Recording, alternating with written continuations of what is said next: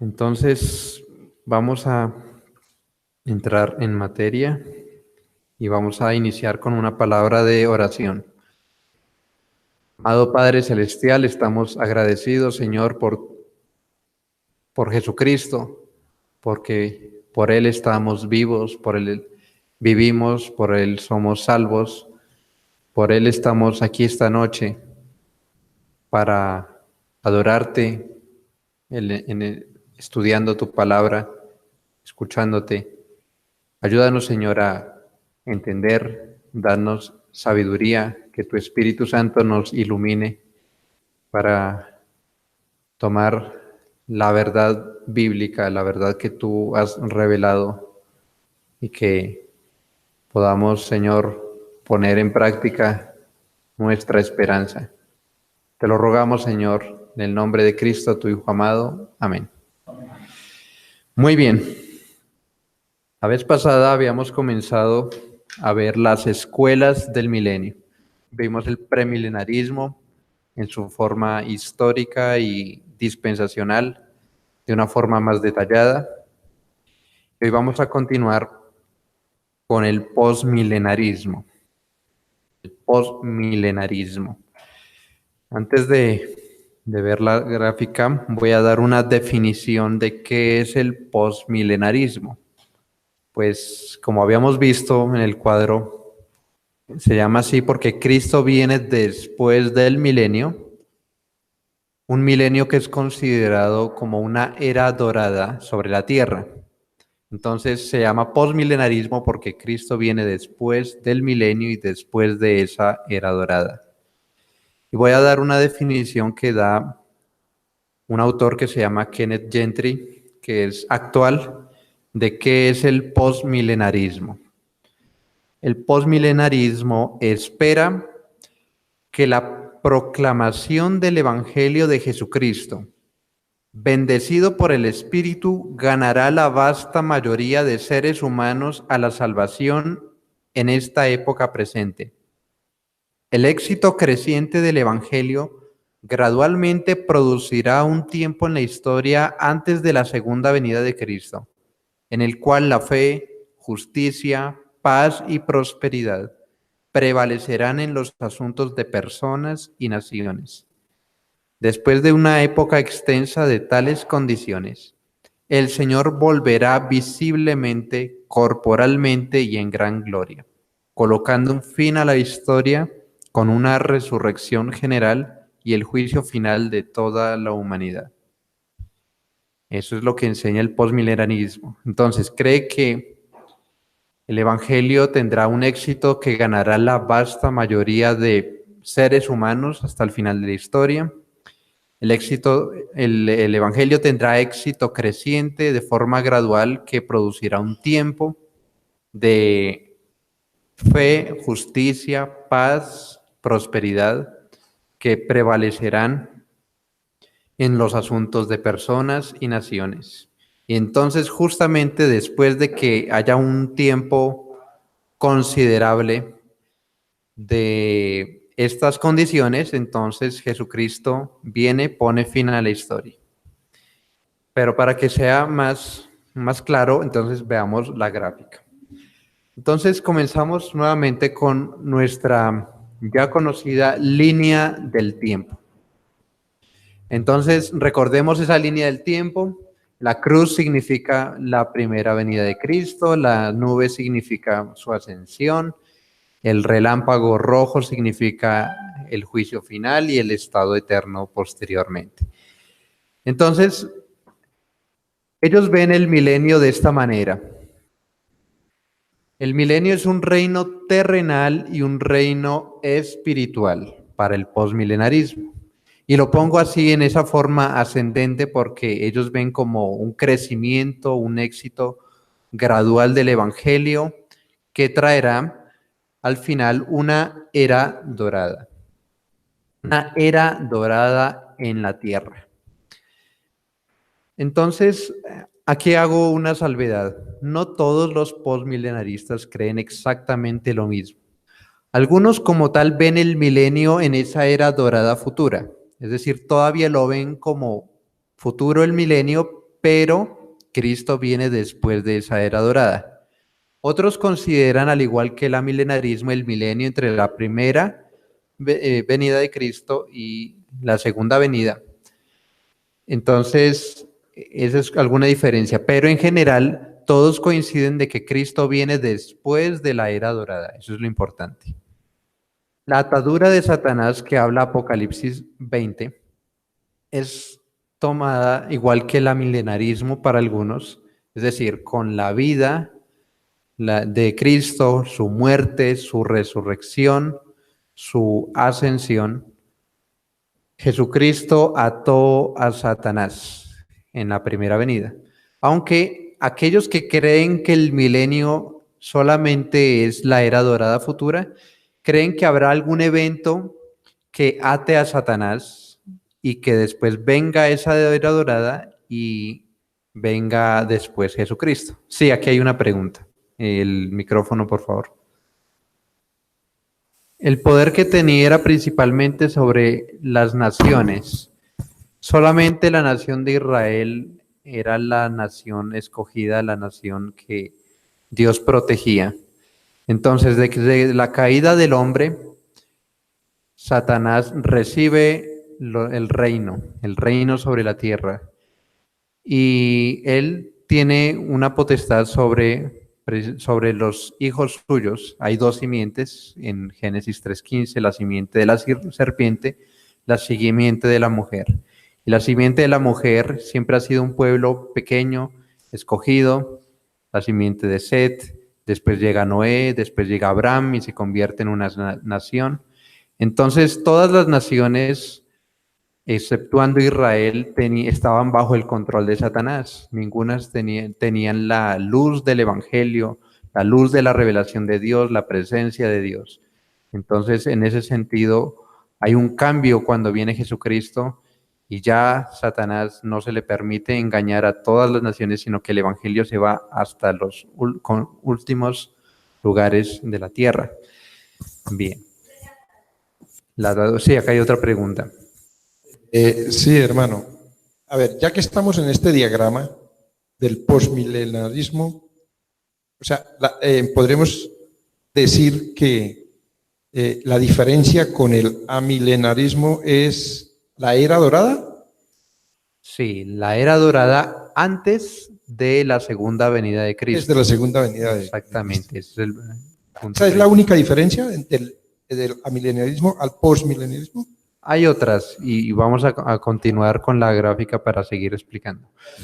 Bueno, entonces la atadura de Satanás en general se ve así. Ahí puse una fecha, el año 70 después de Cristo. Es una fecha muy importante para muchos posmilenaristas. ¿Por qué? Ahí sucede la destrucción del templo y Jerusalén para los judíos en el año 70. Muchos creen que Apocalipsis, el libro de Apocalipsis, habla acerca de la destrucción, o sea, los hechos que llevaron a la destrucción de Jerusalén y el templo, prácticamente hasta el capítulo 19. Entonces, algunos ven que propiamente el milenio comenzaría desde ese momento, desde que Cristo hace un juicio sobre la nación de Israel y comienza como tal la era del nuevo pacto. Es decir, el antiguo pacto para algunos termina de una forma definitiva con esa destrucción, aunque legalmente termina con la muerte de Cristo, porque con la muerte de Cristo inicia un nuevo pacto de una forma definitiva, de una forma evidente a todas las naciones, cuando Dios destruye la ciudad, destruye el santuario y destruye a mucha parte del pueblo y los lleva esclavos, etcétera. Entonces lo ven como esa ruptura definitiva con el antiguo pacto y empieza una nueva era. Entonces algunos ven como tal el milenio desde el año 70, pero otros ven que el milenio sí comienza, digamos, en general, desde que Cristo asciende a su trono a reinar. Otro hecho importante para el posmilenarismo es la futura conversión de los judíos.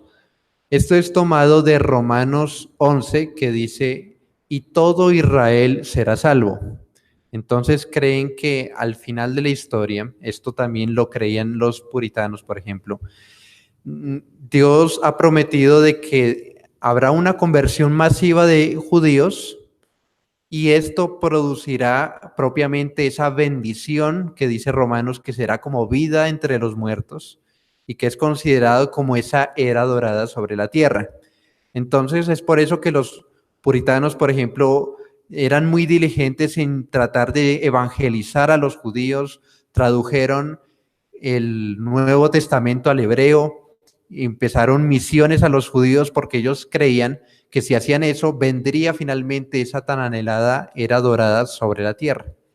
Entonces es algo muy importante para los judíos, para el postmilenarismo, que creen que hay una futura conversión de los judíos. Y finalmente aquí en este cuadro, pues el juicio final sucede con la segunda venida de Cristo y la resurrección que da inicio al estado eterno.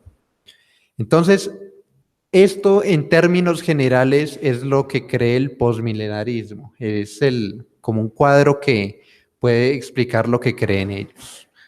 ¿Hasta aquí hay alguna pregunta o comentario sobre este cuadro? Si el antiguo pacto termina con la muerte de Cristo, el nuevo pacto empieza en ese momento, estamos bajo el nuevo pacto, pero lo que no puedo entender es lo de la era dorada. Me dice que después que la venida de Cristo es la era dorada. O sea, ¿estamos en la era dorada? Para el postmilenarismo, la era dorada comienza a partir de que Cristo inaugura el nuevo pacto. Entonces, legalmente lo hace por medio de su muerte en la cruz, de una forma como más evidente hacia las naciones en esa destrucción en el 70, pero como tal, esa era dorada más bien se espera es al final de esta era. Como tal, digamos de una forma más precisa, se espera que el evangelio crezca y crezca y crezca hasta que produzca esa era dorada. Entonces así lo ve el postmilenarismo, esa era dorada sobre la tierra. Cuando hablo de era dorada me refiero a esos textos del Antiguo Testamento como Isaías 65 y otros textos que hablan de una era de justicia, de prosperidad sobre la tierra. Entonces así lo ve el postmilenarismo.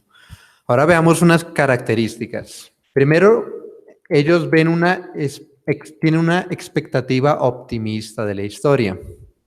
Ellos creen que todo va a mejorar porque las puertas del Hades no prevalecerán contra la iglesia, porque estas promesas que dice, te alabarán, oh Jehová, todos los reyes de la tierra, porque han oído los dichos de tu boca, y lo que dice el profeta cuando dice que la tierra será llena del conocimiento de la gloria de Jehová como las aguas cubren el mar. Es algo que se espera en esta era por el avance del evangelio. Entonces, de hecho, también eso los ha impulsado mucho a las misiones, los han impulsado mucho al evangelismo para que toda la tierra finalmente sea llena de esto, de la gloria de Jehová y podamos gozar de esa era dorada sobre la tierra. Entonces, tienen una expectativa optimista de la historia.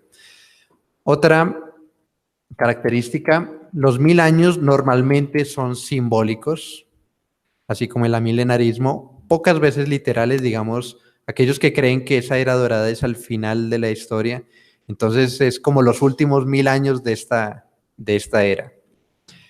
Además, una tercera sería, bueno, la pregunta, ¿cuándo inicia el milenio?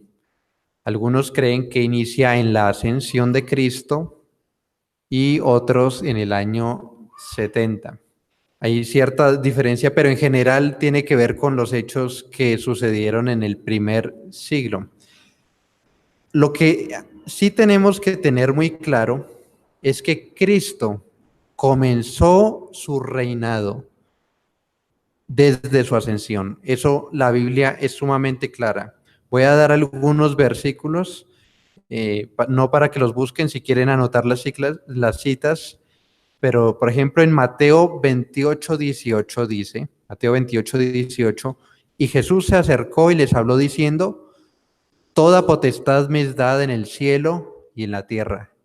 Esto es justamente antes de ascender, les dice, toda potestad le es dada universalmente. Efesios 1:20-22, la cual operó en Cristo resucitándole de los muertos y sentándole a su diestra en los lugares celestiales sobre todo principado y autoridad y poder y señorío y sobre todo nombre que se nombra no solo en este siglo, sino también en el venidero. Y sometió todas las cosas bajo sus pies y lo dio por cabeza sobre todas las cosas a la iglesia. Filipenses 2:9-11 dice, por lo cual Dios también le exaltó hasta lo sumo y le dio un nombre que es sobre todo nombre, para que en el nombre de Jesús se doble toda rodilla de los que están en los cielos y en la tierra y debajo de la tierra, y toda lengua confiese que Jesucristo es el Señor para gloria de Dios Padre. Y otro texto, Hebreos 10:12-13, dice, pero Cristo, habiendo ofrecido una vez para siempre un solo sacrificio por los pecados, se ha sentado a la diestra de Dios, de ahí en adelante esperando hasta que sus enemigos sean puestos por estrado de sus pies. Y hay muchos textos más, son muy representativos, que demuestran que el reino de Cristo comenzó claramente en su ascensión. Por supuesto que esperamos que Él venga a reinar sobre la tierra en la consumación del reino, pero que eso no nos quite la vista de que ya tenemos un rey reinando en su trono sobre todo el universo. Una siguiente característica es, ven el reino no solamente espiritual, es un reino espiritual, es decir, de que Cristo reina sobre los corazones de toda la iglesia, sino también ven una característica terrenal en el milenio, digamos, en esta era. Creen, siguiente, una futura conversión de los judíos. Pero dirán, bueno, el dispensacionalismo, el premilenarismo también cree una futura conversión de los judíos. Sí, pero la diferencia es que el posmilenarismo los ve convertidos, pero dentro de la iglesia, no como un pueblo separado de ella.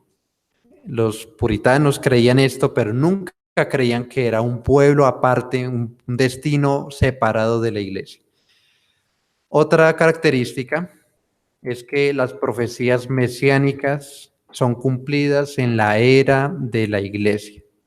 Las profecías mesiánicas ya las hablamos, Isaías 65, Zacarías 14, el final de todos los profetas menores siempre está hablando de un reino prometido, entonces generalmente lo ven ahí en ese momento. Algunos autores históricos y actuales, puse algunos, Atanasio, quizás de los primeros. Aquí muy interesante, por ejemplo, Matthew Henry. Si ustedes compran el comentario de Matthew Henry, traducido por Francisco Lacueva, tristemente él quitó todo lo que era, toda la parte escatológica original de Matthew Henry y la cambió. Él era dispensacionalista, Francisco Lacueva, el traductor, y entonces todo lo que le sonara postmilenial se lo quitó y le puso a cambio un comentario dispensacionalista. Por eso es que muchos creen que él era dispensacional, pero no es así.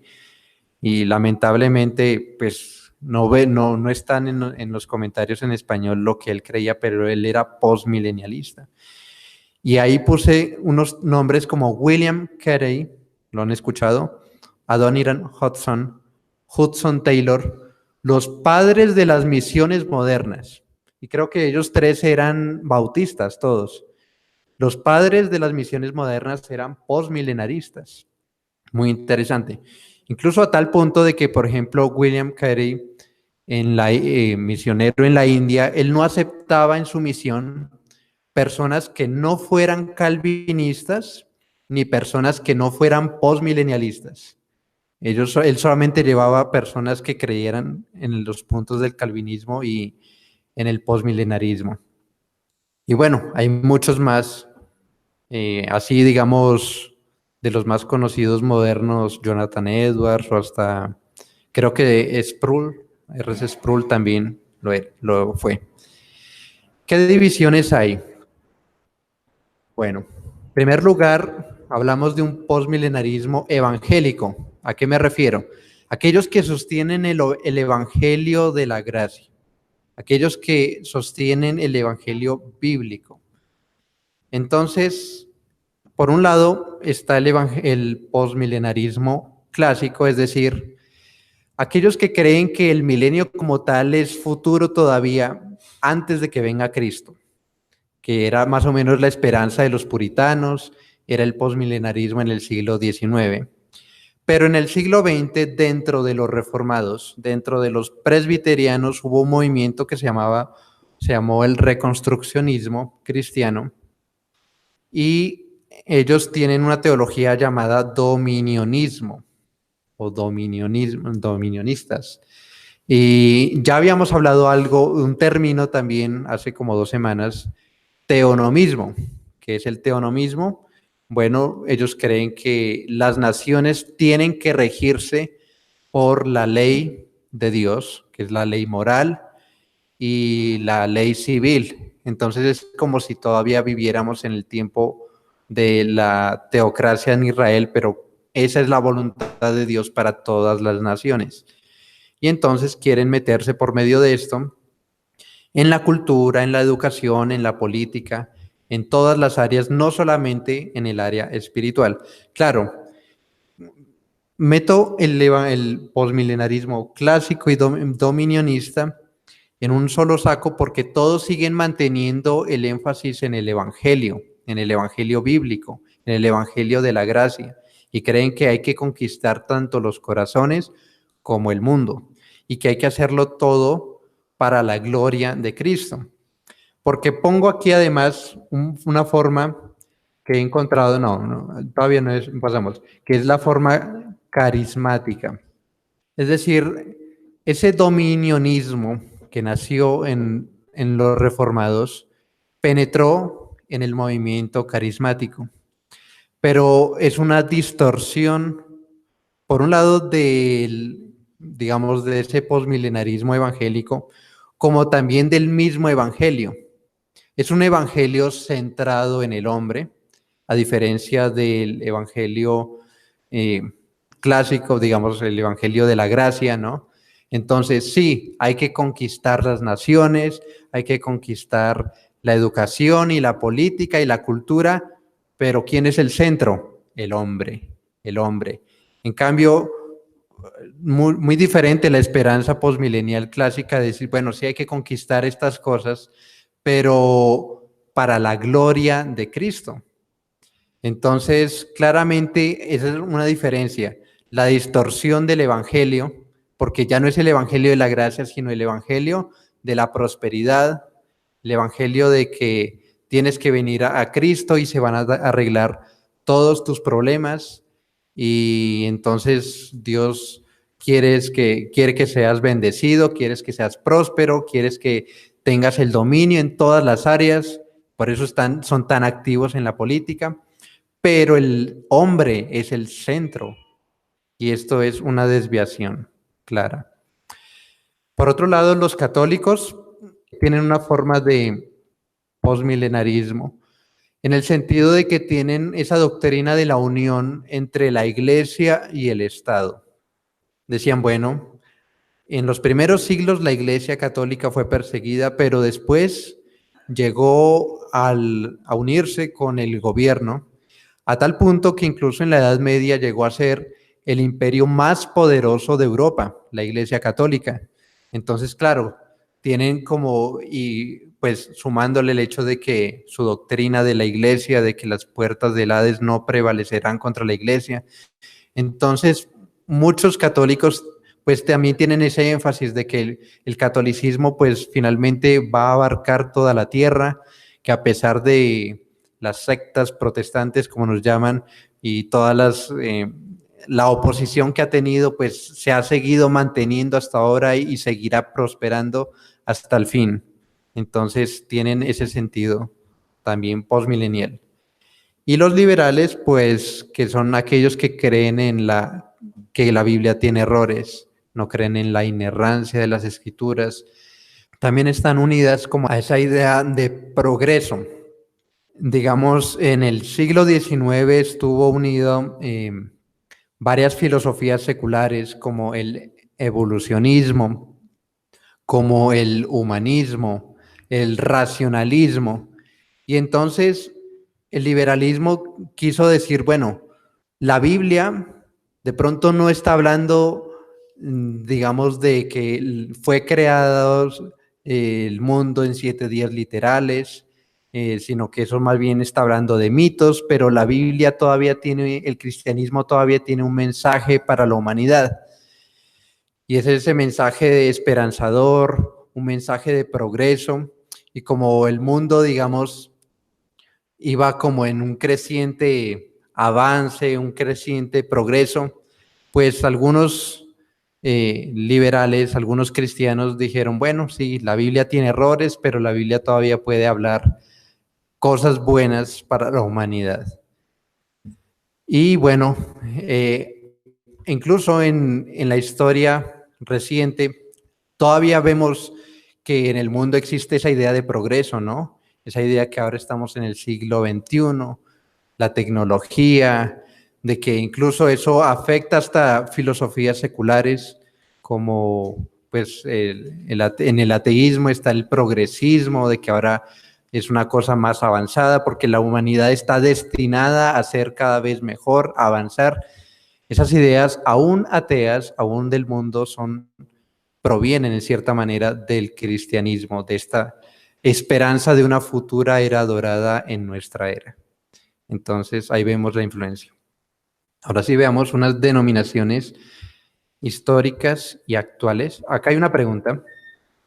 El hermano Franklin pregunta sobre el posmilenianismo. ¿Se puede entender que si el milenio es terrenal y espiritual, debería ser perfecto y se debería manifestar paz? Pero esta no es la realidad. Los que creen en esta postura, ¿qué opinan de esta contradicción? Pues ellos ven que, o sea, habrá una era futura donde prevalece el bien, pero no que el mal esté ausente. Más bien el mal está controlado. Hay impíos, los seguirán habiendo, pero van a estar controlados por la cultura cristiana, por la política cristiana, por la iglesia cristiana, y aunque van a seguir existiendo, no van a prevalecer. Entonces es básicamente eso. ¿Qué denominaciones? Bueno, la Iglesia Católica en general, aunque también ha sido amilenial, iglesias reformadas, puritanas, algunas bautistas, presbiterianas, metodistas, los liberales, y llamo también estos carismáticos emergentes, los que son dominionistas. Y finalmente algunas obras, como recomiendo mucho este libro que es La Esperanza Puritana, si quieren conocer qué creían acerca del futuro los puritanos, pueden leer ese libro y bueno, hay otros libros. Bien, este es como un resumen del postmilenarismo. ¿Hay alguna pregunta o comentario sobre el postmilenarismo? Bueno, entonces vamos a continuar ahora con el amilenarismo. El amilenarismo. La palabra amilenarismo proviene, o sea, el prefijo a, pues niega, ¿no? Pero ¿qué es lo que niega el amilenarismo? Lo que niega el amilenarismo no es la existencia del milenio. Algunos, pues, dicen, no, es que el amilenarista como que agarra Apocalipsis 20 y lo arranca de la Biblia y no quiere saber nada de él. No se trata de eso. Se trata más bien de que la palabra milenio tiene la denotación de 1000 años, pero a veces tiene la connotación de una era dorada. Cuando el amilenarismo, dicen, o sea, el prefijo a que niega que hay un milenio, lo que se niega es que en el milenio hay esa era dorada. Eso es lo que niega el amilenarismo, pero no que hay un milenio, porque sí hay un milenio. Creemos que hay un milenio, por supuesto. Y por eso es que algunos prefieren llamarlo de otra manera. Prefieren no llamarlo amilenarismo, sino lo llaman promilenarismo o lo llaman milenialismo realizado. Porque no les gusta ese nombre que pareciera como, o sea, no es muy claro. Entonces, eso es el nombre. Bueno, vamos a mirar ahora la gráfica. Nuestra muy conocida línea del tiempo. Entonces, acá hay una pregunta atrás. La hermana Marta pregunta, ¿cómo debemos tomar entonces el estado intermedio? No físicamente, sino espiritualmente, o cómo es en sí. No es claro para mí. El estado intermedio, como ya lo habíamos visto, se llama así porque es el estado del alma después de la muerte y antes de la resurrección. Entonces es un estado espiritual porque el alma está separada del cuerpo porque acaba de morir, pero está esperando resurrección. En el amilenarismo, Satanás es atado en la primera venida. Claro, esos textos, esto ya es repaso del taller 5, ¿no? Hay textos que hablan de que cuando Cristo envía a los discípulos, a los 70, de dos en dos, dice, yo vi a Satanás como caer como un rayo. En la muerte de Cristo, en Hebreos 2:14, dice que él venció con su muerte al que tenía el imperio de la muerte. En la resurrección dice en Efesios que él llevó cautiva la cautividad. Y en Apocalipsis 12 nos habla de que Cristo, después de nacer, es arrebatado para su trono, es decir, la ascensión, y luego relata una batalla cósmica de Miguel con los ángeles y dice que Satanás cae. Y lo que significa básicamente ese texto es que la ascensión de Cristo supone la caída de Satanás digamos, de ser el acusador en el cielo contra la iglesia. Y por eso es que después viene a perseguir a la iglesia. Pero básicamente esos cuatro hechos, la vida de Cristo, la muerte de Cristo, la resurrección de Cristo y la ascensión de Cristo, es lo que consideramos como la atadura de Satanás. ¿En qué sentido está atado Satanás? Era otra de las preguntas del taller 5. ¿En qué sentido? Bueno, en que dice que fue atado para que no engañara a las naciones, a fin de reunirlas para la batalla. Lo que el sentido del texto únicamente dice es que no puede engañar a todas las naciones en un esfuerzo concertado, unificado para destruir al cristianismo. Eso es todo lo que dice el texto. Pero el hecho de que sea atado no implica una anulación total, sino más bien una restricción parcial. Y por eso es que dice también la Biblia de que él está como león rugiente buscando a quien devorar, que si nosotros resistimos al diablo, él huirá de nosotros, etc. Hay muchos textos de que habla la actividad diabólica. Pero además otros creen que, bueno, Satanás no puede estar atado porque entonces, ¿por qué hay tanta maldad en el mundo? Pero muchos ignoran de que el mundo está así porque el hombre es malo y quieren echarle la culpa a los demonios de lo que hace el hombre. Entonces no hay que echarle tanto la culpa a los demonios. La Biblia dice que el hombre está totalmente depravado y si el hombre no hace nada más que pecar desde que es concebido, ¿qué más vamos a poder esperar de una cultura llena de hombres caídos? Pues un caos moral. Entonces, aquellos dicen, bueno, es que el mundo está tomado por Satanás, pero, o sea, no se dan cuenta de que el mundo está así es porque el hombre es malvado. Además, Satanás está siempre limitado y tiene que pedir permiso a Dios, etcétera. Limitado por el poder de Dios. Está debajo de la autoridad de Dios.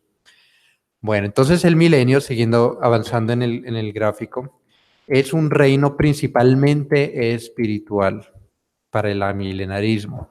Es un reino, sí, claro, sobre la tierra, pero que es un reino que se lleva a cabo en la tierra por medio de la iglesia y cuando muere, pues entra a ese estado intermedio, ese estado, digamos, de exaltación el alma, de estar en la presencia de Cristo. Después del milenio, entonces, viene la segunda venida de Cristo, que corresponde con el juicio final y también la resurrección general de justos e injustos. En el libro van a encontrar más adelante un capítulo que habla acerca del arrebatamiento, que muestra que simplemente la Biblia habla de una sola venida de Cristo. En cuanto al juicio que ahí habla, que vemos, es importante también entender que aparte de los textos que vimos en el taller 3, el capítulo 7, que habla, hay 3 textos sobre el juicio final, que eran Romanos 2, Segunda de Pedro 3 y Mateo 25. La conclusión de todos esos textos es que Cristo viene en el día del juicio final, que es un juicio universal para justos e injustos, y que el resultado inmediato es el estado eterno. Como vemos acá, el estado eterno sigue después de eso. Pero la Biblia, además de esos textos, hay otros textos que hablan sobre el juicio final. Si quieren, pueden anotar las citas para no tener que buscar, pero la Biblia habla de un día de juicio, no de 2, no de 3, sino un solo día de juicio. Por ejemplo, miren Juan 12:48, si quieren anotar, dice, el que me rechaza y no recibe mis palabras, tiene quien le juzgue. La palabra que he hablado, ella le juzgará en el día postrero. Hay un día, el día postrero, el día del juicio. Hechos 17:31. Por cuanto ha establecido un día en el cual juzgará al mundo con justicia por aquel varón a quien designó, dando fe a todos con haberle levantado de los muertos. Está hablando de un solo día de juicio. Segunda de Timoteo 4:1. Te encarezco delante de Dios y del Señor Jesucristo, que juzgará a los vivos y a los muertos en su manifestación, o sea, en su venida y en su reino. Juzgará a los vivos y a los muertos. Aquí en el contexto parece indicar que estos muertos son muertos espirituales. Segunda de Timoteo 4:8. Por lo demás, me está guardada la corona de justicia, la cual me dará el Señor, juez justo, en aquel día. Y no solamente a mí, sino también a todos los que aman su venida. Un día de juicio, su venida. Segunda de Pedro 2:9. Sabe el Señor librar de tentación a los piadosos y reservar a los injustos para ser castigados en el día del juicio. Y primera de Juan 4:17. En esto se ha perfeccionado el amor en nosotros para que tengamos confianza en el día del juicio, pues como Él es, así nosotros en este mundo. Yo creo que es una evidencia suficiente para indicar de que solamente hay un día. Acá hay una pregunta. ¿Por qué es válido a veces pensar que 1000 años son simbólicos, pero un día sí es literal? O sea, Bueno, un día no necesariamente estoy hablando tampoco de que sea 24 horas, pero en el texto hay unos argumentos para, o sea, que demuestran, hablando del texto de Segunda de Pedro, de que el premilenarismo dice que ese día de Jehová incluye 1000 años, ¿no? Pero sería muy extraño y él va a argumentar por qué creer que un día realmente va a ser un periodo de tanto tiempo, además separando los juicios entre un juicio antes del milenio y un juicio después del milenio. Entonces, no estoy diciendo que un día significa un día de 24 horas, sino más bien como un solo evento, un solo momento, un solo... Viene Cristo, sí, de pronto, no sé cuánto vaya a durar, puede ser inmediatamente que juzgue a toda la humanidad, porque Él no necesita realmente el tiempo, pero basta decir que es un solo evento inmediato. Pero ¿por qué no puede ser? O sea, ¿puede ser un evento que dure 1000 años? El problema es que en segunda de Pedro también dice que 1000 años pueden ser un día. Entonces, ¿por qué no decir que 1000 años dura un día? ¿O por qué el milenio no puede durar un día? Entonces, sería la pregunta, se la mandaríamos igual. Preguntan desde WhatsApp. La primera. Satanás, entonces, ¿cómo estaba en el Antiguo Testamento? Sí, creo que ya la había respondido aquí. En el Antiguo Testamento era el soberano de las naciones, bueno, por debajo de Dios, por supuesto.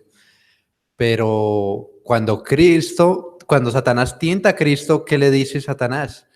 Si le adora, le voy a dar todas las naciones, porque a mí me fueron entregadas. Y Cristo no le corrige, más bien le dice, no, al Señor, solamente al Señor adorarás y a Él solo servirás. Entonces, con la tentación, Satanás toma todas las naciones. Y en ese sentido era que tenía un gobierno sobre todas las naciones. Pero después de que Cristo viene y a través del avance del Evangelio, muchos vienen a ser incorporados al reino del amado Hijo. Colosenses 1:13. ¿Hay más preguntas? Sí, Había otra, pero ya quedó aclarada con lo del juicio de día de 24 horas. Bien. No entendí muy bien cuando se dice que en el milenio hay un reino espiritual y en el posmilenarismo se decía que era espiritual y terrenal. ¿Qué es lo que lo hace espiritual o cómo se diferencia? Pues principalmente esas promesas terrenales que habla el Antiguo Testamento las ven cumplidas en el milenio, en el posmilenarismo. El amilenarismo dice, pues no tenemos que esperar en esta era el cumplimiento de eso. Lo que esperamos es que Cristo venga y justamente después de Cristo, en la nueva tierra, ahí sí se verá, digamos, de una manera plena esas promesas terrenales. Entonces, aunque en esta era de pronto pueden haber algunos momentos de mayor exaltación en la iglesia o una mayor restricción a la maldad, no viene a ser como la esperanza de la iglesia que en esta era, en la tierra, se establezca el reino en esa forma, sino que eso se espera después de la segunda venida de Cristo. Y en cuanto, bueno, hablo aquí de una resurrección general de justos e injustos, y también voy a repartir otros versículos para indicar de que la Biblia habla de una sola resurrección en un solo día, en la venida de Cristo, general, de justos e injustos, diferente al premilenarismo que cree una resurrección de justos antes del milenio y la de injustos después del milenio. Daniel 12, 1 al 2, leo el versículo 2, dice: y muchos de los que duermen en el polvo de la tierra serán despertados, unos para vida eterna y otros para vergüenza y confusión perpetua. Si uno lee ese texto, simplemente uno ve una resurrección que unos para vida y otros para condenación. Juan 5, 28, 29 dice: no os maravilléis de esto, porque vendrá hora. Aquí hora también no está diciendo 60 minutos, sino el momento, ¿no? Cuando todos los que están en los sepulcros oirán su voz, y los que hicieron lo bueno saldrán a resurrección de vida, mas los que hicieron lo malo a resurrección de condenación. Aquí vemos un texto del Nuevo Testamento que dice lo mismo que dice Daniel en el Antiguo Testamento.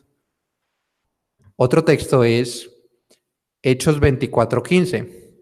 Teniendo esperanza en Dios, la cual ellos también abrigan, de que ha de haber resurrección de los muertos, así de justos como de injustos. El texto simplemente dice, hay resurrección, justos e injustos. Otro texto es Juan 6, 39 al 40. Dice: y esta es la voluntad del Padre, el que me envió, que todo lo que me diere no pierda yo nada, sino que lo resucite en el día postrero. Día postrero, resurrección.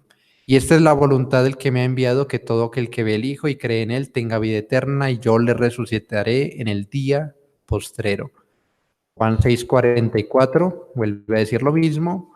Ninguno puede venir a mí si el Padre que me envió no le trajere, y yo le resucitaré en el día postrero. Juan 6:54.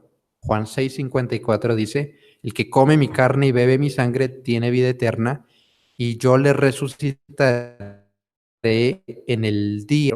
Juan 11:24, Marta le dijo: yo sé que resucitará en la resurrección, en el día postrero. Entonces, toda la Biblia simplemente dice una resurrección, un día postrero. El único texto de la Biblia que habla de dos resurrecciones es Apocalipsis 20.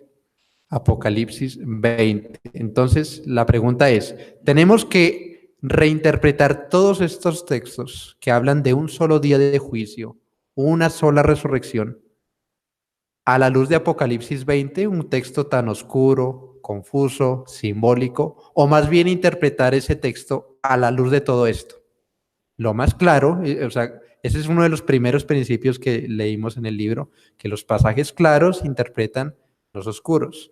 Entonces la pregunta sería, y entonces Apocalipsis sí habla 20, ¿está de acuerdo a todo lo que estamos entendiendo en los demás libros de la Biblia? Acá hay una pregunta. Dice María Luisa Arce, pregunta, ¿cómo podría explicar las diferentes interpretaciones de la primera resurrección en el versículo 5? Ya vamos a meternos con la primera resurrección. Y justo después de terminar aquí el cuadro, entonces, la era dorada en el estado eterno, no en el milenio. Bueno, hasta este punto, ¿hay alguna pregunta o comentario de este cuadro? Sí, por acá. O sea, cuando nosotros vimos en el libro que en la segunda venida de Cristo había un triunfo del cristiano en la resurrección, ¿es en ese momento? Es en la segunda venida de Cristo, la resurrección, y ahí está esa exaltación para venir a reinar en la tierra. Pero es un triunfo para el cristiano a través de Cristo. Creo que eso fue lo que vimos.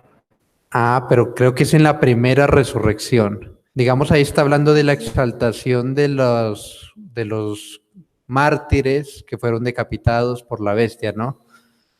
Y entonces es algo que, bueno, vamos a ver ahora. Justamente, acá hay otra pregunta. La representación de la obra de Cristo en la vida del cristiano, en la vida del ser humano, tiene una consecuencia real en la transformación del corazón del individuo, no en la eternidad, sino en la tierra, o sea, en la vida que tenemos ahora.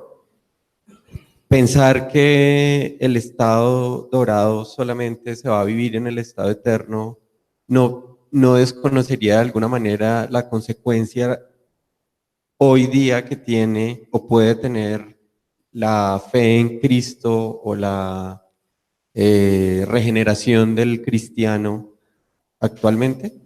O sea, es como, lo digo es porque este escenario es deprimente, es desanimador, y de alguna manera algo que lo sostiene a uno como creyente en la fe no es solamente pensar en la eternidad y en lo que voy a vivir en la eternidad, sino en notar las consecuencias que tiene la regeneración o que ha tenido la regeneración en la vida del individuo.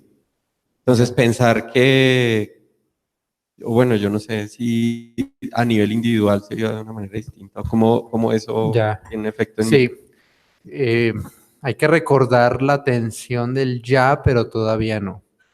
Es decir, aunque todavía no viene el siglo venidero, aunque todavía no ha llegado esa era dorada que aún esperamos, de una manera ya la estamos viviendo. De una manera el cristiano ya disfruta de muchas de estas cosas, y aún en la misma historia, cuando las sociedades son cambiadas por el evangelio, de alguna manera anticipan eso que esperamos al futuro. Entonces, claro, digamos, en ese sentido, el posmilenarismo como que ofrecería una mejor esperanza, ¿no? Y es que lo que dice Waldron es que él dice, bueno, no tenemos ni que ser pesimistas de una manera que nos paralice, ni optimistas de una manera que creamos de que todo simplemente va a mejorar de una manera como ciega, ¿no? Una fe ciega, sino de una forma realista. Claro que hay esperanza porque, por supuesto, la realidad es que vivimos dentro de la iglesia, ya es una exaltación, ya es la anticipación del cielo, anticipación también, o sea, del estado intermedio y la anticipación de lo que nosotros esperamos cuando Cristo venga. Pero tampoco debemos, digamos, ser ingenuos de creer de que todo simplemente va a mejorar en esta era cuando no hay una promesa clara, que por lo menos yo no veo una promesa clara que en esta era eso vaya a suceder. Pero eso no nos quita, o sea, para mí no me quita, digamos, la esperanza y el gozo de lo que ya tenemos. Lo que se refiere a la era dorada es principalmente a esas promesas, digamos, terrenales de perfección en la tierra. Nosotros podemos anticiparnos de una forma espiritual, nosotros podemos vivirlo de una manera, pero nosotros tenemos pecado, ¿no? Y aún hasta el final de nuestras vidas seguiremos luchando con el pecado, pero imagínense un mundo cuando tengamos cuerpos resucitados que jamás pequen. Será un gozo indescriptible, porque todo lo que nos roba el gozo a nosotros es nuestro pecado. Entonces, imagínense no solamente nuestro pecado, sino el pecado de todos los seres humanos que estarán con nosotros. Un mundo así no lo podremos experimentar hasta que no haya resurrección. Sí, acá hay otra pregunta. Es que en la lectura de los pasajes que se supone apoyan el hecho de que sea una única resurrección, al menos a mí no me resulta muy convincente que lo que se leyó sea como conclusivo de que es una única resurrección simultánea, ¿sí? Porque muchos de los pasajes decían, los resucitaré en el día postrero. Y en los capítulos iniciales del libro también vimos que a veces acontecimientos que estaban separados en el tiempo se podían percibir como únicos o como unidos, cuando en realidad estaban distantes. Entonces, no sé.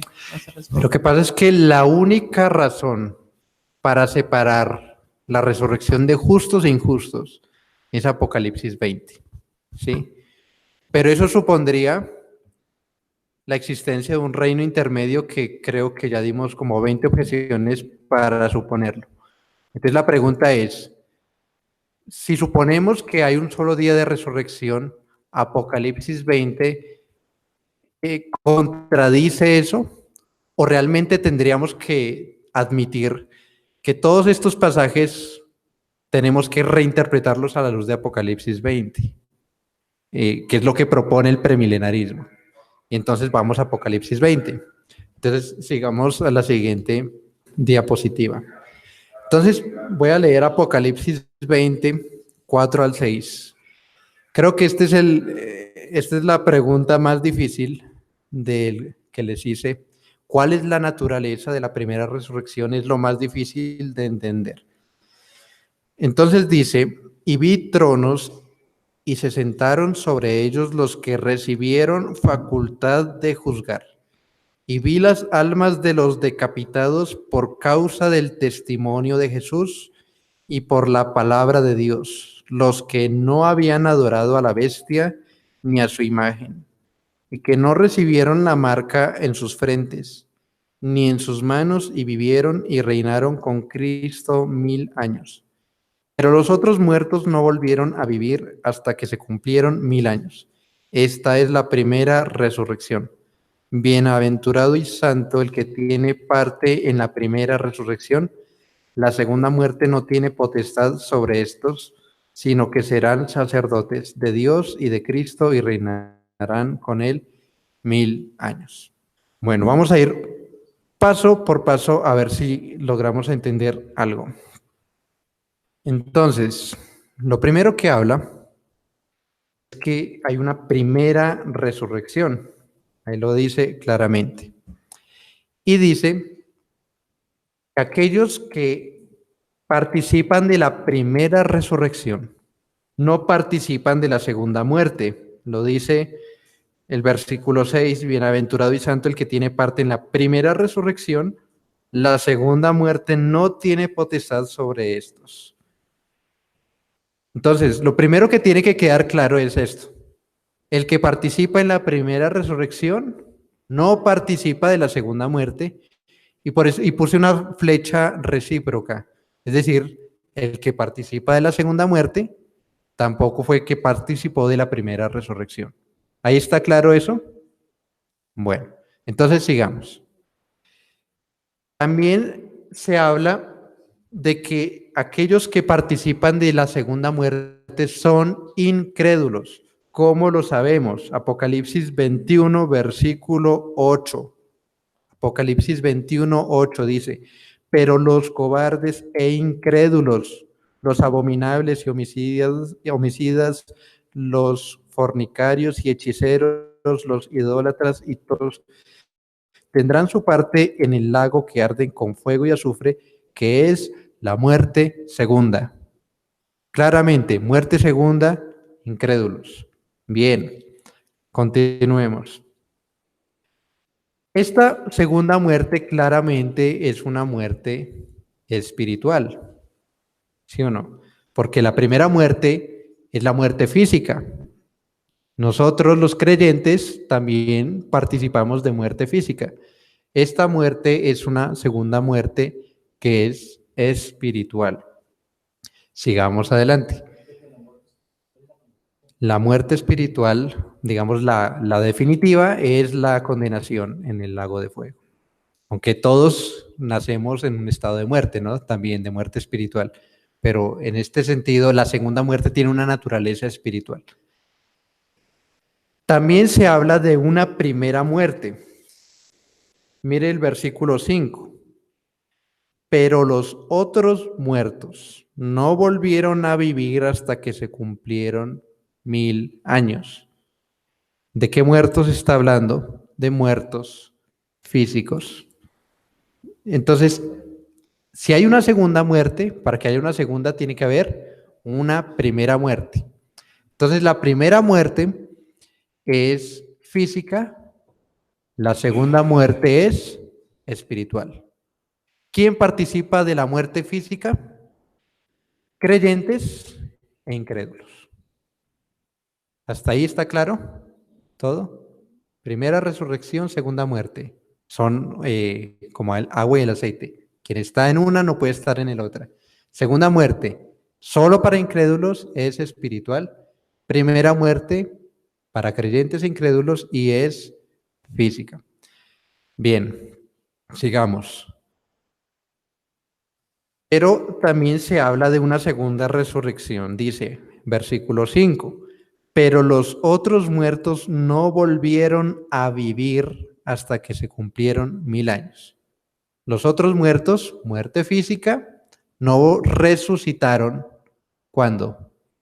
Hasta después de los 1000 años. Entonces hay una segunda resurrección. Así como hay una primera resurrección, por eso puse esa línea transversal, hay una segunda resurrección, como hay una primera muerte, hay una segunda muerte, y todos los que participan de la primera muerte participan de la segunda resurrección. Esta segunda resurrección claramente es una resurrección física. Aún el premilenarismo, o sea, todas las escuelas coinciden de que la segunda resurrección es física y por lo tanto la primera muerte tuvo que haber sido física.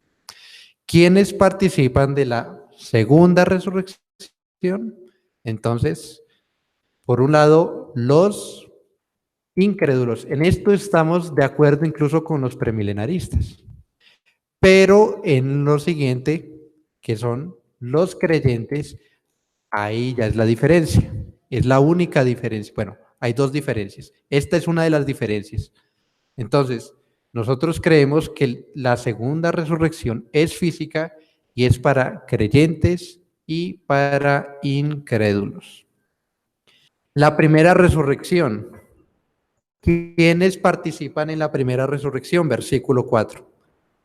Se sentaron los que recibieron facultad de juzgar.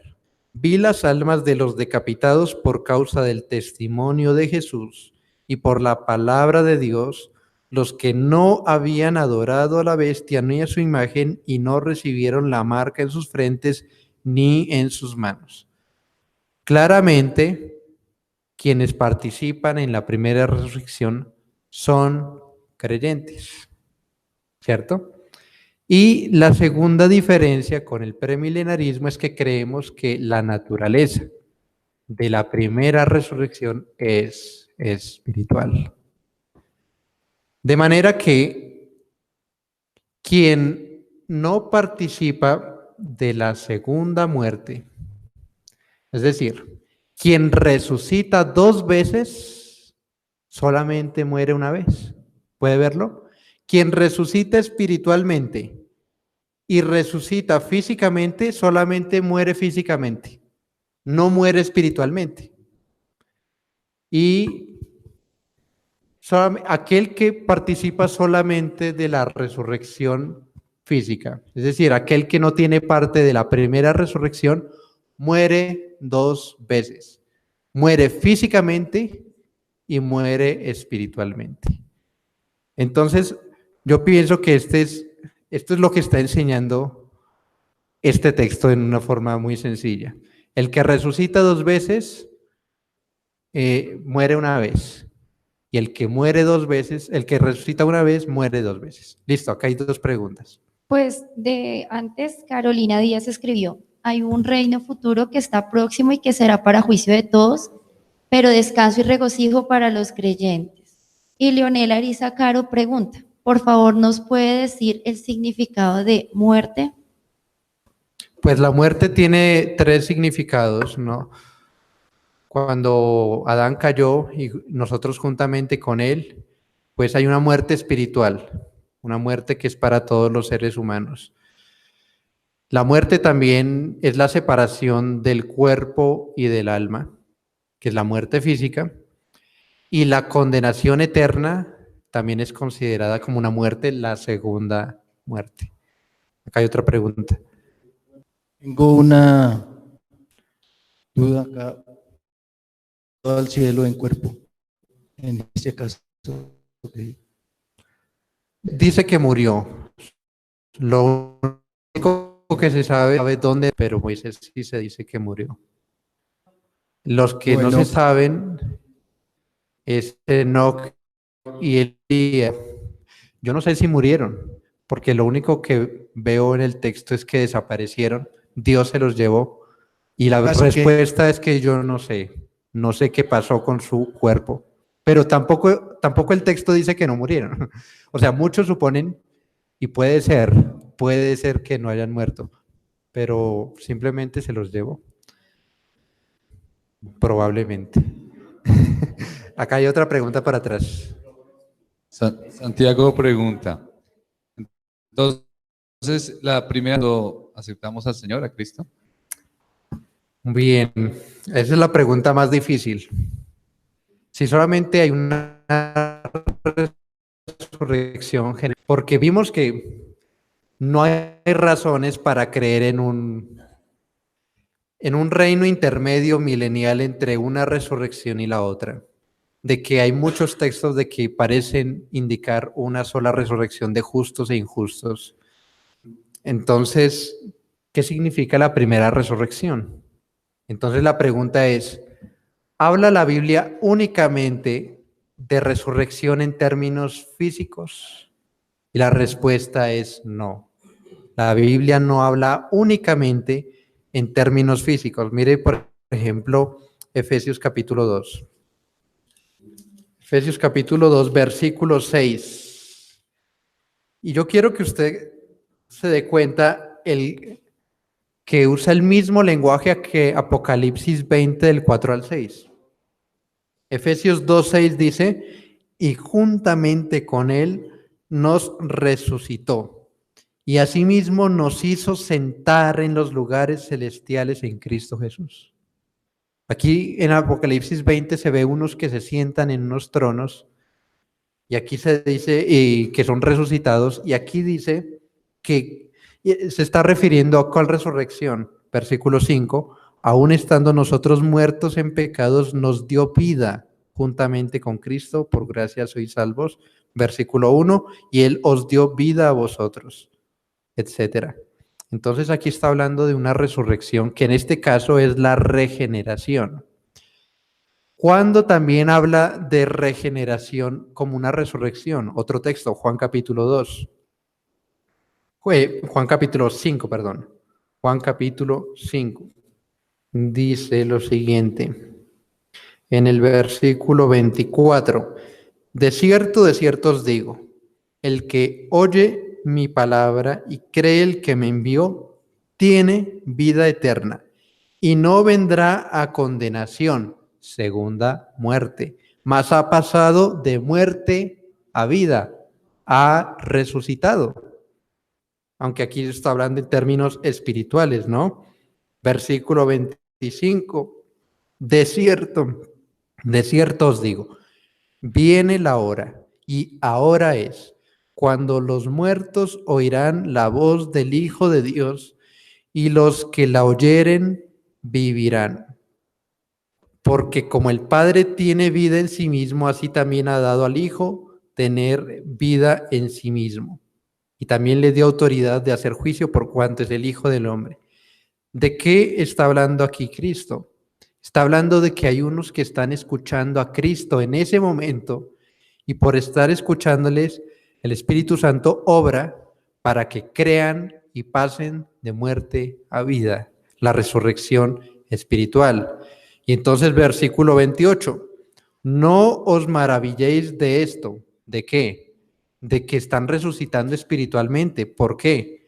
Porque vendrá hora cuando todos los que están en los sepulcros oirán su voz y saldrán, y los que hicieron lo bueno saldrán a resurrección de vida, mas los que hicieron lo malo a resurrección de condenación. No os maravilléis de que hay una resurrección espiritual, porque todos ustedes saben que vendrá una resurrección física de justos e injustos.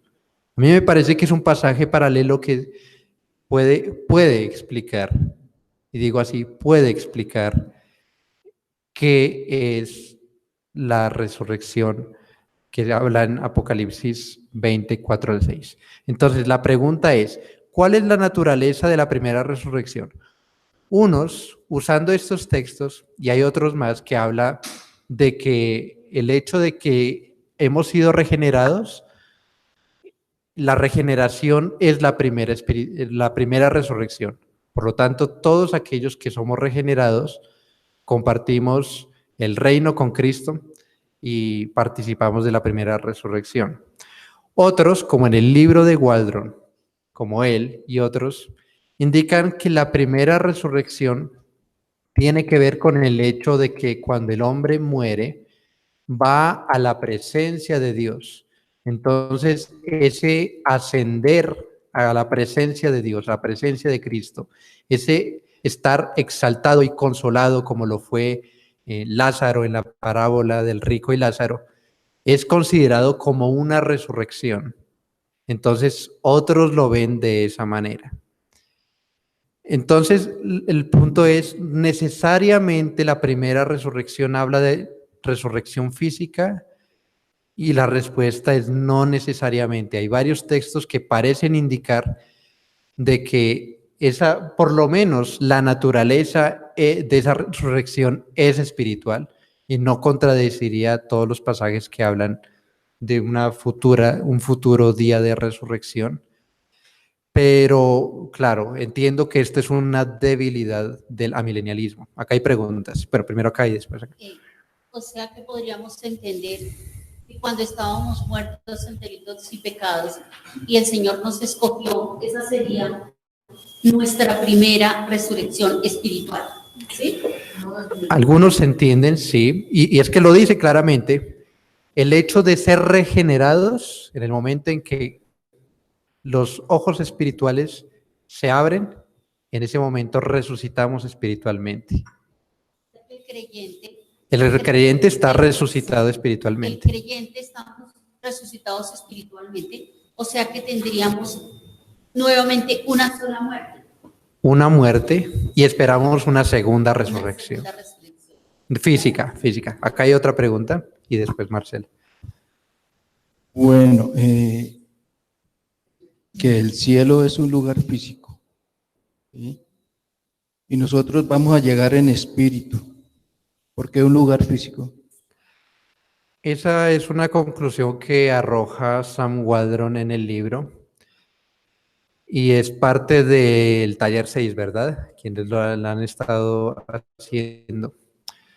No estoy seguro yo de que el cielo sea un lugar físico. O sea, no veo necesario de que sea un lugar físico.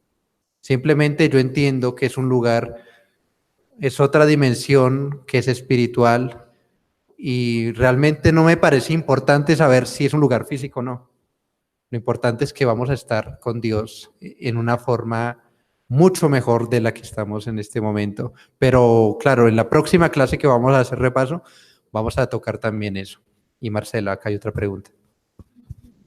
Carolina Díaz pregunta, ¿y entonces cómo debemos verlo nosotros, hablando de la primera resurrección? Nos dijo de cómo lo ven los otros, pero ¿cómo debería ser? Bueno, el amilenarismo, digamos, en cierta manera, yo y esta iglesia, y espero quizás ustedes, pues nos identificamos con el amilenarismo. Ya entendido la primera resurrección, ya sea como la resurrección espiritual en la regeneración, o ya sea como el acto del alma cuando muere y sube, asciende a la presencia de Dios. Esas dos posturas han sido como las tradicionales. Hay otra postura que es el posmilenarismo, que eso no lo expliqué bien, pero quizás hace falta decirlo. Lo que pasa es que si uno lee en el versículo 4 es lo siguiente. Vi tronos y se sentaron sobre ellos los que recibieron facultad de juzgar, y vi las almas de los decapitados. Es decir, aquí viene la primera objeción, ¿no? Si se trata de todos los creyentes cuando mueren o cuando son regenerados, entonces ¿por qué los ve decapitados si no todos los creyentes somos decapitados? Por causa del testimonio de Jesús, no todos, digamos, vivimos como en ese tiempo de la bestia o la imagen, y tiene que ver también con el significado de qué es la bestia, cuál es la imagen o cuál es la marca en la frente y las manos. Es el posmilenarismo, cree que la bestia, la imagen, esto tiene que ver con el Imperio Romano en el primer siglo, y que hay unos mártires, cuando habla de decapitados, hay unos mártires por esta bestia, y que en un sentido espiritual, cuando Cristo juzga a Israel, en concordancia con lo que dice Mateo 23, de que sobre vosotros y caerá toda la sangre derramada desde Abel el justo hasta Zacarías, que es un juicio que ven como algo particular contra Israel. Entonces, estos mártires tienen que ver como con ese testimonio profético que es vindicado por el juicio que hace Dios, y que eso es visto como una resurrección. Esa es otra postura. Ahora, todas las posturas, hemos visto todas, aquí el micrófono, todas tienen problemas. Yo solamente expongo lo principal que se ha dicho y no quiero ser dogmático y decir es esta, es esta, es esta. Es decir, unos dicen es física, pero entonces tendría que probar la existencia de un reino intermedio y eso es muy complicado. Teniendo en cuenta de que con la resurrección del creyente se destruye el último enemigo. Entonces, si todavía hay una resurrección física después de 1000 años, todavía no se ha destruido el último enemigo. Entonces, en la resurrección del creyente. Ese es el problema de ellos. El problema de creer de que es la regeneración es que no todos somos mártires, aunque bueno, algunos dicen, bueno, todos sufrimos en algún lugar una persecución de alguna forma en este mundo, pero me parece un poco forzado. Otros creen que tiene que ver con el paso de muerte, de la muerte a la presencia de Dios, pero ¿cómo explicamos de que eso sucede en 1000 años y que es de acuerdo también a los 1000 años de la atadura de Satanás y de que después es desatado? Y eso genera ese tipo de objeciones. Y esta otra, pues ya la ve de una manera todavía más como simbólica, como que aquí está hablando simplemente de una situación particular. Y es que ese testimonio profético que recayó sobre los líderes de Israel, que Cristo dice hay un juicio contra ustedes y que eso lo ven en el 70, como que fue vindicado. Y es que en Lucas capítulo 2 habla de resurrección cuando dice, Él será puesto para caída y levantamiento de muchos. Ahí usa la misma palabra que se usa para resurrección, que es anastasis. Y esa palabra no se entiende ahí como resurrección física, sino simplemente como una vindicación. Entonces dicen, bueno, esta resurrección tiene que ver como con esa vindicación. Acá hay una pregunta, ¿verdad? Pues como a modo de comentario, Carolina, ¿de qué pasaría entonces con nuestro cuerpo físico? Nuestro cuerpo físico va a resucitar cuando Cristo venga. Eso es lo que esperamos. Una resurrección es espiritual, pero eso no anula que vamos a esperar resurrección física. Entiendo que este pasaje es muy difícil. Yo creo que es de los pasajes más difíciles de toda la Biblia. Y yo tan solo ofrezco más o menos un acercamiento, pero también mostrando de lo que no es. ¿Sí? Entonces, quizás es más claro en esto ser prudentes, no especular, tratar de ver, bueno, estos pasajes, ¿será que están explicando esto? Pero realmente no me trasnocha saber cuál es la primera resurrección. Lo que me interesa saber es que somos creyentes, hay esperanza, hay victoria, todos vamos a resucitar. Y aún los que padecen bajo el gobierno de lo que se considera la bestia, sea pasada, presente o futura, también van a ser vindicados. Y la muerte no es el fin. La muerte solamente es el momento en el que se pasa a un estado mejor. Eso es la enseñanza, digamos, que nos queda en nuestras vidas. Y bueno, seguir investigando a ver qué significa esa primera resurrección. Acá hay otra pregunta. Bueno, yo tengo una pregunta, no sé, si sale del contexto, pero digamos, aquellos que han sido cremados, aquellos que no han sido enterrados en la tierra como debiera ser, ¿qué pasaría con ellos?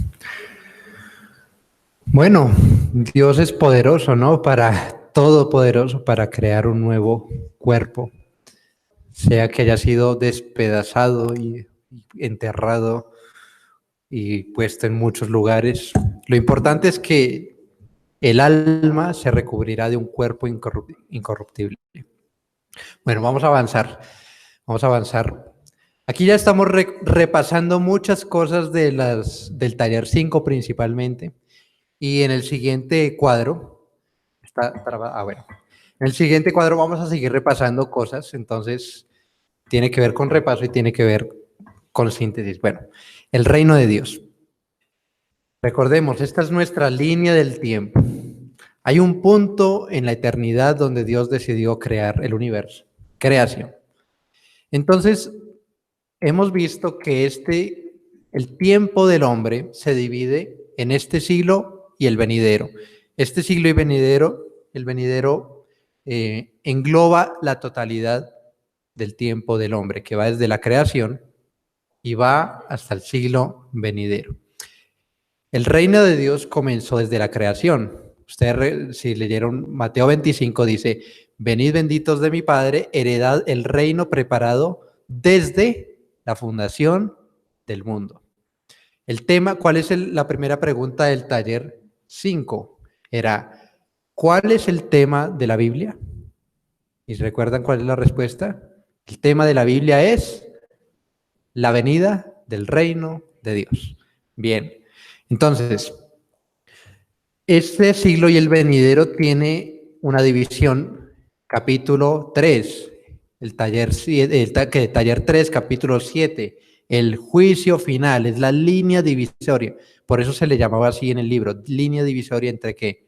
Entre este siglo y el venidero.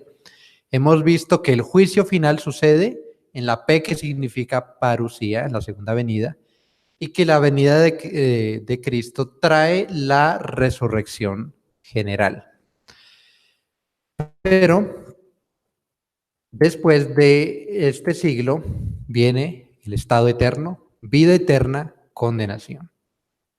Hasta ahí clarísimo, ¿no? Eso es un repaso. Sigamos. La Biblia dice que con la venida de Cristo, ¿sí?, los poderes del siglo venidero han irrumpido en este siglo. ¿Cómo irrumpieron?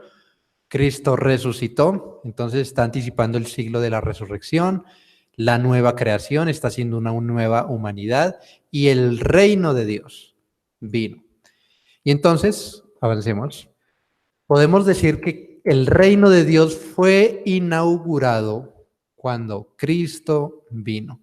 ¿Recuerdan cuál era la esperanza del Antiguo Testamento? Venía el reino de Dios en una fase. Y la Biblia dice que cuando Cristo empezó a predicar, dijo, el reino de Dios se ha acercado.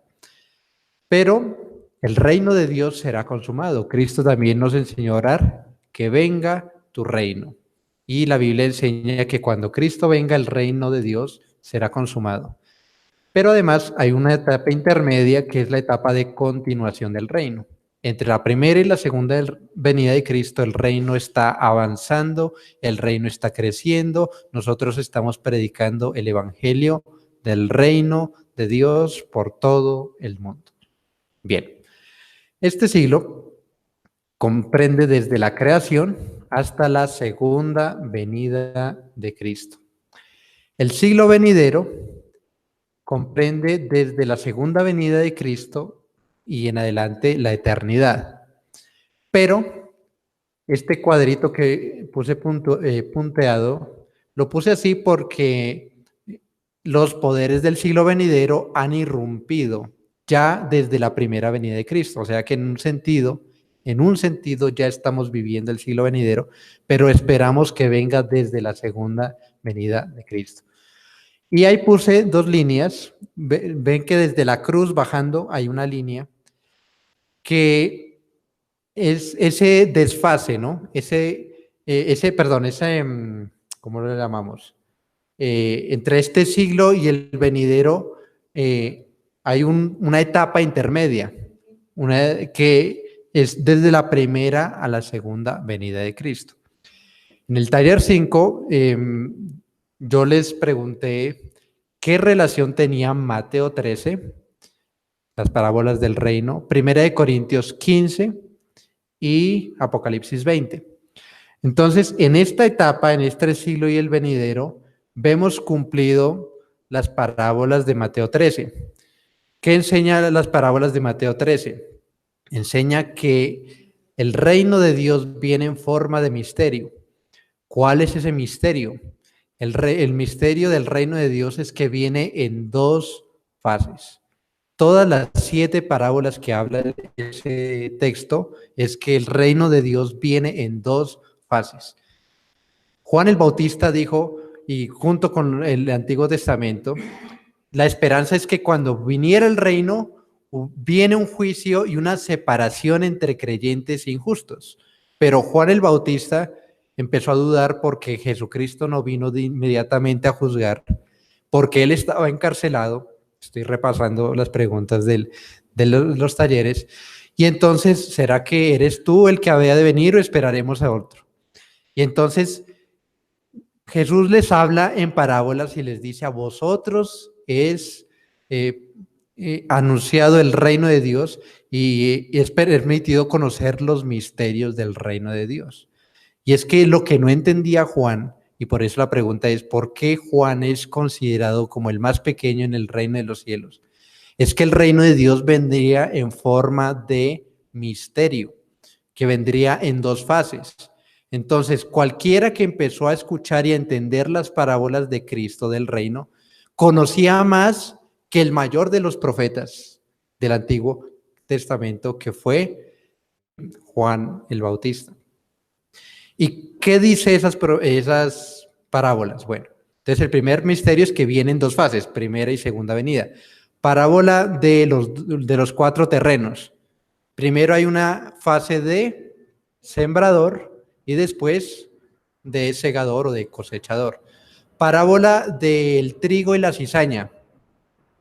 Primero siembra el trigo, al mismo tiempo la cizaña es sembrada por el enemigo y después, cuando venga el Hijo del Hombre, así lo explica, recogerá el trigo a un lado, la cizaña al otro, entonces ahí está toda la humanidad e inmediatamente unos irán para vida eterna, otros para condenación. ¿Ven que coincide exactamente? La parábola de la red es similar, una etapa de echar la red, otra etapa de recoger la red y separar los peces. Después están las parábolas de la levadura y el grano de mostaza, una etapa pequeña e insignificante y otra etapa donde ha leudado toda la masa y ha crecido todo el reino.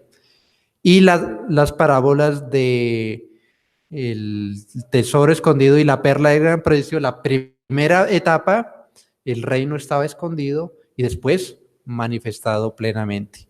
Y eso demandaría sacrificio. Todo encaja perfectamente con el esquema de los 2 siglos, ¿verdad? Pero no solamente eso. Primera de Corintios 15 también encaja con esto. En la primera etapa del reino, Cristo resucita, se sienta a la diestra de Dios y comienza su reino de conquista hasta que todos los enemigos sean puestos por estrado de sus pies. Segunda etapa del reino, Cristo viene, resucitan los creyentes y entrega el reino. No dice recibe el reino, sino que lo entrega. Y entonces 2 etapas. Y finalmente, el milenio. El milenio, entonces nosotros decimos, bueno, se trata de otra etapa. Y si nosotros vemos, coincide perfectamente con este esquema que nos está mostrando toda la Biblia. En la primera etapa, Satanás es atado. En la segunda etapa, Satanás es derrotado. Y además, los últimos días que habla la Biblia, pues también encajan con esta etapa. ¿Por qué se llaman los últimos días? Son los últimos días de este siglo, que comenzaron desde la primera venida de Cristo hasta la segunda y ya después de eso es el estado eterno. Entonces yo creo que en este gráfico resume todo lo que hemos dicho, digamos, en el libro, todo lo que hemos visto acerca del milenio y vemos que encaja perfectamente todas estas cosas. No sé si hay alguna pregunta o comentario de este gráfico. O bueno, vamos a continuar porque ya falta simplemente unas características del milenarismo. Este es un tema amplio, pero quería dejarlo todo en una sola cosa. Bien, la primera, los 1000 años son tomados de forma simbólica. Usted coja una concordancia y busque el número 1000. Busque el número 1000 y siempre habla de un periodo pleno, de un periodo completo. Por ejemplo, dice en Deuteronomio, de que tendré misericordia por 1000 generaciones. ¿Será que Moisés estaba diciendo, bueno, Jehová no va a tener misericordia en la generación 1001? No, más bien está diciendo que va a tener misericordia para siempre, ¿no? Es la idea de lo completo, de lo pleno. Miren en toda la Biblia el número 1000 y siempre va a tener esa idea, porque el Apocalipsis en un libro simbólico no puede ser. Siguiente. Apocalipsis 20 es una recapitulación, ya lo vimos, no sigue cronológicamente al 19. El hecho de que sigue un texto después de otro no quiere decir que hay cronología. Recapitulación de lo que antes dijo. Siguiente característica, el reino de Dios es espiritual a través de la iglesia. ¿Qué expectativa? Bueno, hay amilenaristas como optimistas, como Waldron, otros que son pesimistas porque creen que todo irá de mal en peor, pero en general las 2 características, el trigo y la cizaña, va a estar siempre juntos. ¿Qué más? La venida de Cristo pone fin a la historia, trae el juicio final, la resurrección, el estado eterno. Aquí resumimos en esto las 4 doctrinas fundamentales de la escatología. Siguiente. El milenio entonces corresponde al periodo interadventual. ¿Qué significa eso? Entre los 2 advenimientos de Cristo, primera y segunda venida. Y también en ese desfase que hay, o ese solapamiento entre este siglo y el venidero. Otra característica, la atadura de Satanás es una restricción parcial, no una anulación total. Otra característica es que la primera resurrección es espiritual y la segunda física. La primera muerte es física y la segunda espiritual. Siguiente. Algunos autores, hay muchos en la era de la Iglesia, Agustín. Siguiente.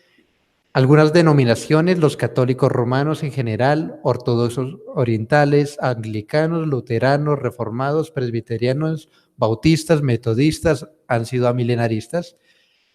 ¿Qué divisiones? Bueno, agustiniano o moderno, ¿qué quiere decir eso? Algunos ven esas promesas, por ejemplo, Agustín cogió esas promesas terrenales y las espiritualizó y las vio cumplidas en la iglesia de una manera espiritual. Hoy en día más bien dicen no, sí hay promesas terrenales, pero van a ser en el estado eterno. La otra es significado de la primera resurrección. Entonces algunos se dividen por qué significa la primera resurrección y según la interpretación de Apocalipsis, que eso veremos más adelante.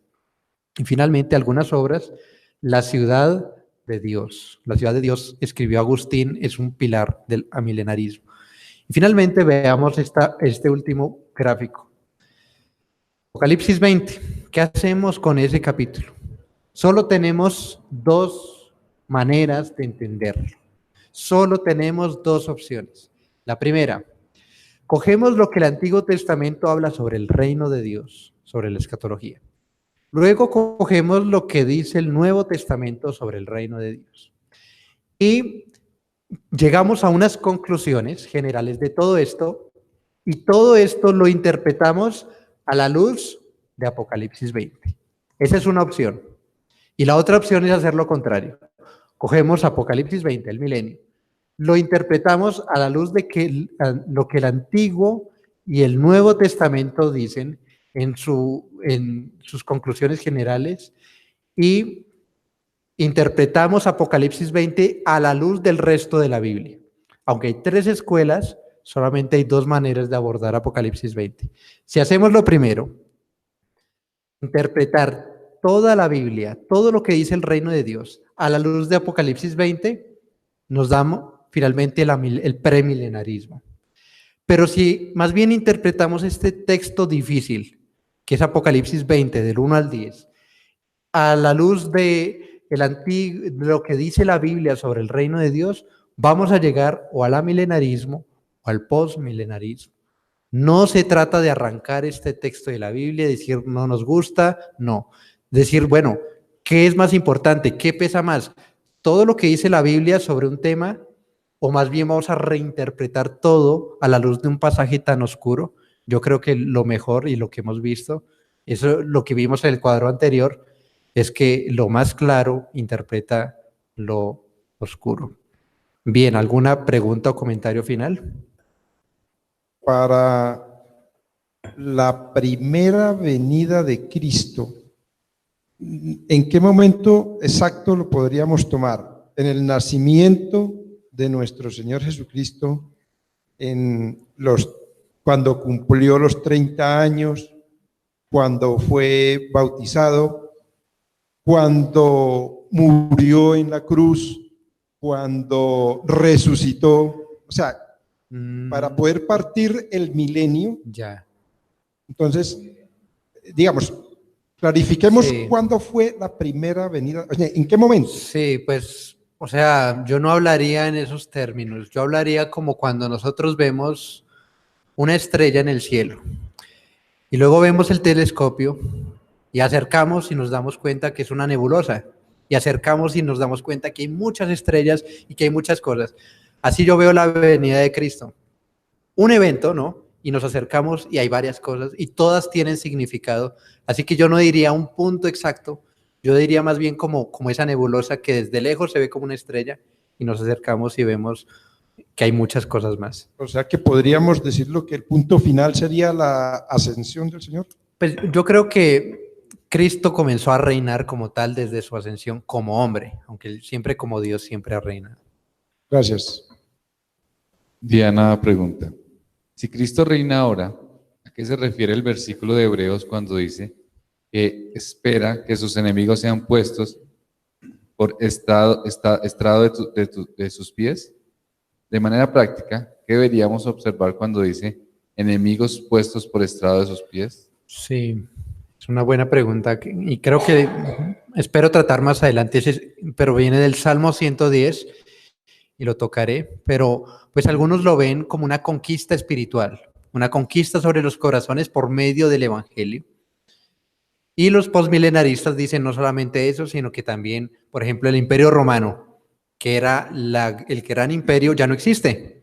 Cristo finalmente conquistó ese enemigo y hay otros enemigos que finalmente caerán, pero espero tocarlo más adelante. Bueno, entonces vamos a terminar orando. Amado Padre Celestial, estamos agradecidos, Señor, porque hay esperanza de victoria, porque tú reinas y reinarás, porque ya reinamos y reinaremos, porque hemos resucitado y resucitaremos, y porque la muerte no es el fin, porque sabemos que después de haber vivido, después de que tú vengas, Señor, hay una esperanza de gloria. Señor, ayúdanos a predicar el Evangelio para que muchos más entren a tu reino y vivan con nosotros esta esperanza. Te lo rogamos, Señor, en el nombre de Cristo Jesús. Amén.